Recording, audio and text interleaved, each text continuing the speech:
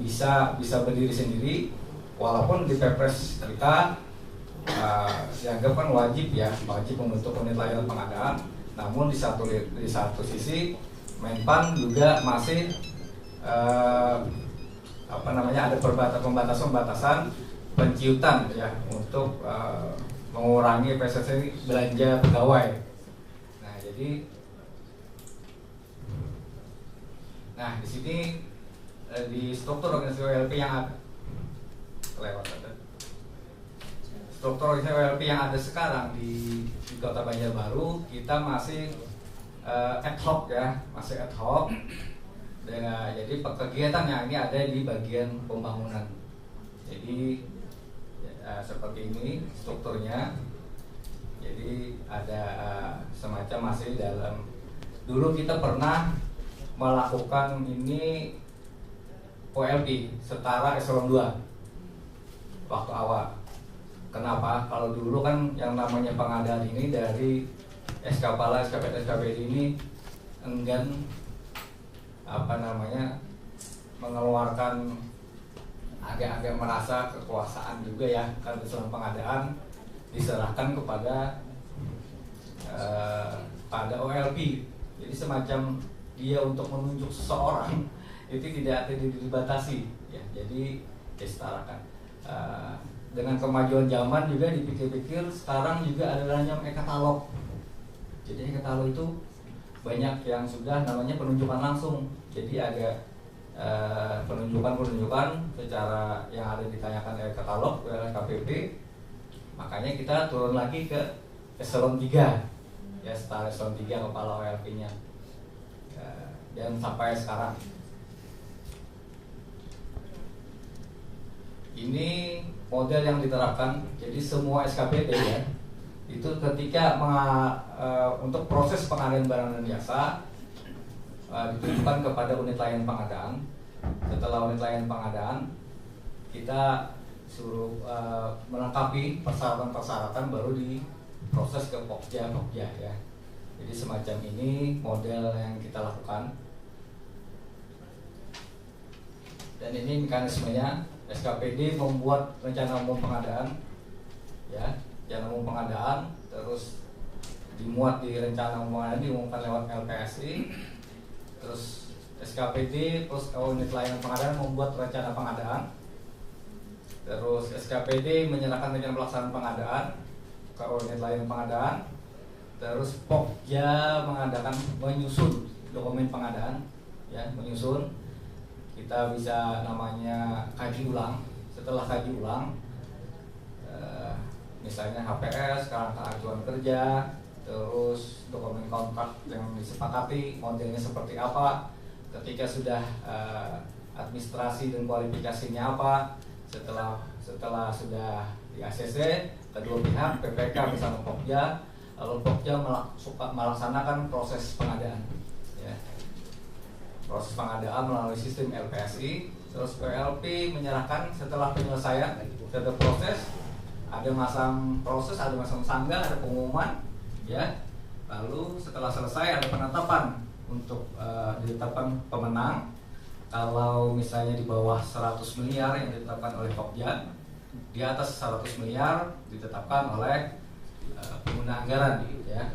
Jadi setelah penetapan diserahkan berita acara hasil pengadaan ke SKPD. Terus PPK menerbitkan surat penyerahan barang dan jasa. Terus setelah itu SKPD atau PPK melaksanakan kontak pekerjaan. Mungkin seperti itu mekanisme yang ada di unit layanan pengadaan Kota Banjarbaru.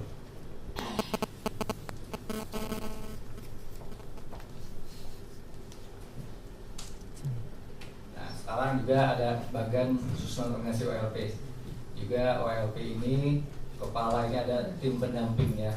Tim pendamping misalnya dari hukum, dari macam-macam, yang mana ketika unit layanan pengadaan ini memerlukan sesuatu yang teknis, jadi makanya ada pendamping. Terus kita bekerja sama dengan LKPP, SKPD, terus LPSI. Jadi ada garis komando, garis koordinasi, terus garis konsultasi.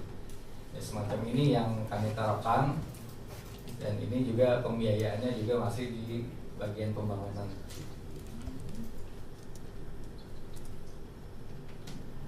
keuntungan OLP menggunakan LPSI ya, mungkin kalau dulu semacam barang mewah ya, kalau sekarang sudah semua karena sudah dipaksa oleh peraturan presiden. Jadi harus, kalau dulu juga pemerintah kepala daerahnya juga enggak menggunakan ini karena banyak hal kepentingan. Jadi semua ini keuntungannya seperti yang tadi ini, memperkecil peluang terjadinya KKN, mungkin itu yang mendasar.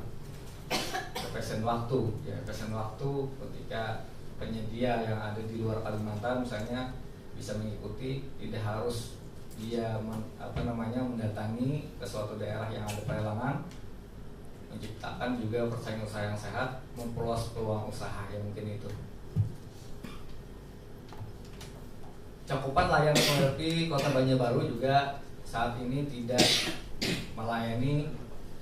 hanya melayani pengadaan yang ada di pemerintah Kota Banjarbaru, juga OLP Banjarbaru menerima permintaan dari instansi vertikal, karena di Kota Banjarbaru ini banyak instansi vertikal yang ada di Kota Banjarbaru, misalnya seperti lembaga peningkatan mutu macam-macam, dari koordinator kekayaan, balai tenaga kerja, terus banyak lah dari kementerian-kementerian, terus ya bahkan BPKP, BPK, BPKP, BSML, SPN pun sudah pada waktu itu juga, karena sangat-sangat terbatas ya yang menggunakan LPSI dan OLP. Jadi mereka menyerahkan dan kita alhamdulillah bekerja sama dapat dipercaya lah. Dan ini salah satu efisiensi ya, mungkin bisa dilihat nanti ini ada sekitar 13 sampai, dan untuk saat ini OLP yang menggunakan LPSI kita ada 20%. Kalau ini tahun 2010 kita untuk efisiensinya adalah 13%. Sekarang hampir 20% untuk dari nilai pagu ya, kalau menggunakan LPSI. Karena mengurangi juga ada namanya arisan macam-macam lah dari penyedia itu. Nah sekarang juga unit layanan pengadaan untuk salah satu kegiatan untuk meningkatkan SDM ya, karena kita setiap tahun juga ada yang dari pokja kita yang sudah naik eselon, mungkin tidak mungkin lagi kan di sini. Jadi bagaimana pengkaderan, dan ini kita salah satu mengirim untuk mengikuti sertifikasi di LKPP. Ini langsung ujian sertifikat ya. Ketika melakukan ujian sertifikat pada hari itu dan keluar sertifikatnya pada waktu itu. Jadi setelah selesai hampir 90 menit, selesai kita oke-kan, langsung keluar sertifikatnya. Apakah lulus dan tidak lulus, langsung di LKPP. Terus, dan kami juga sangat memahami diri ketika kita walaupun mulai awal ya, kita kalau kita berjalan OLP tapi tidak ada pengawasan, Inspektorat BPKP tidak memahami permasalahan kita di unit layanan pengadaan. Ya makanya unit layanan pengadaan Kota Banjarbaru bekerja sama mendidik ya, barangkali ya semacam mengenalkan produk OLP dan LPSI-nya ini kepada BPKP, karena BPKP Inspektorat ya kita adakan pelatihan untuk setelah mereka bisa disuruh mengoreksi kami. Jadi semacam itu. Dan kita juga bekerja sama dengan LPI. LPI ini lembaga pemantau independen. Jadi bagaimana proses pokja ini, apakah masih bermain atau di luar jalur ya, di luar jalur. Dan mungkin mereka dia yang memantau. LPI ini terdiri dari LPM ya, lembaga swadaya masyarakat yang menjadi satu lalu jadi LPI.